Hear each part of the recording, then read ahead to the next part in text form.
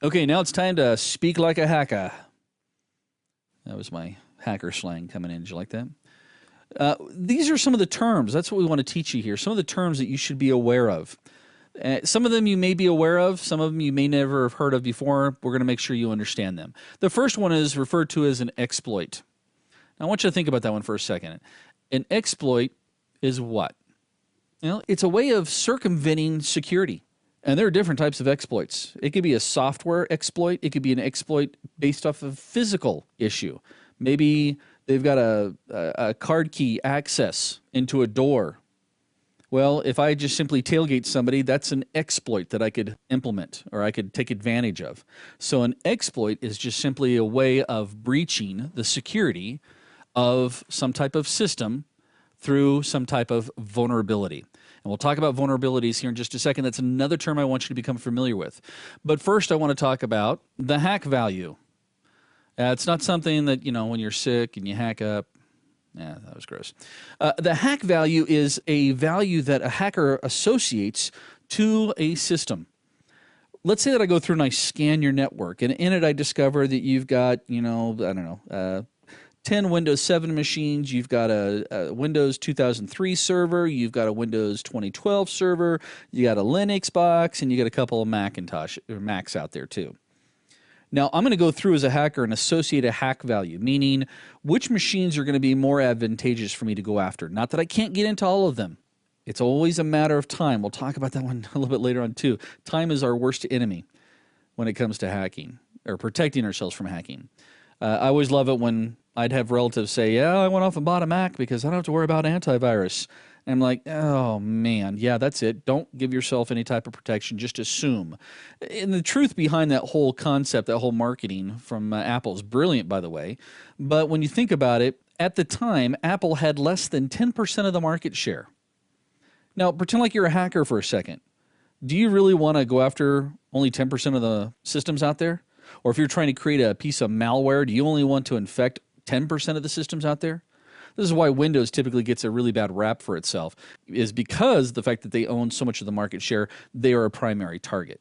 So I'm going to go through and I'm going to look at your machines and say, okay, a Linux box, not impossible, but it may be more difficult. I'm going to maybe focus more on these Windows 7 machines, but you know what? Even easier, older technology, you got a Windows Server 2003 system sitting out there. It may not be patched, or it may not have a hotfix installed, which leads me into vulnerabilities. Vulnerabilities is a weakness in the design or a weakness in the implementation of a system. Whether, again, it could be, I shouldn't just say a system, I got to come up with a good word for this one, but it's for either operating systems, hardware, applications, anything that's dealing with the IT environment. It may have a vulnerability. There are vulnerabilities on routers. There's vulnerabilities on Adobe Acrobat. There's vulnerabilities for webcams. I mean, they're everywhere. A target of evaluation. Now, what we mean by this term is some type of system, an application, a device, a component, a person that the hacker has identified as a device that requires a security evaluation. This actually, going through and listing your targets of evaluations, helps an evaluator understand all the functionality, all the vulnerabilities, all the technology that's involved in that apparatus, or that, again, it can be from system to users. So we need to go through and evaluate those. We also have what they refer to as a zero-day attack. Now, a zero-day attack is very similar. Well, this is probably the most common or known term that we use in the hacking world. A zero-day attack is an attack that a hacker can issue against a target where there's been no patch or fix deployed. So a zero-day attack doesn't necessarily have to be 0 days or just today.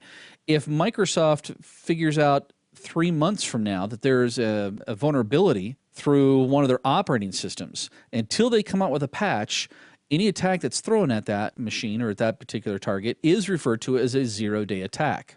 So again, a zero-day attack is just simply something that hasn't been fixed, either from the developer or could be lack of training if it's a user. And finally, we have something called daisy chaining. Daisy chaining is, well, let me explain it to you, 'cause sometimes it's a little bit easier to understand if I explain it. Daisy chaining is, let's say that I come into your network and I scan your network and I see that you've got these Windows 7 machines out there, you've got some servers out there. I'm going to try to compromise one of your desktop machines. And I'm going to do Billy Bob down at the mail department, his mail room. Do we even have mail rooms anymore? Email rooms. No, we'll go with marketing. So we're going to go through and exploit his machine, and I'm going to pwn his machine really, really bad so that I'm in total control of it.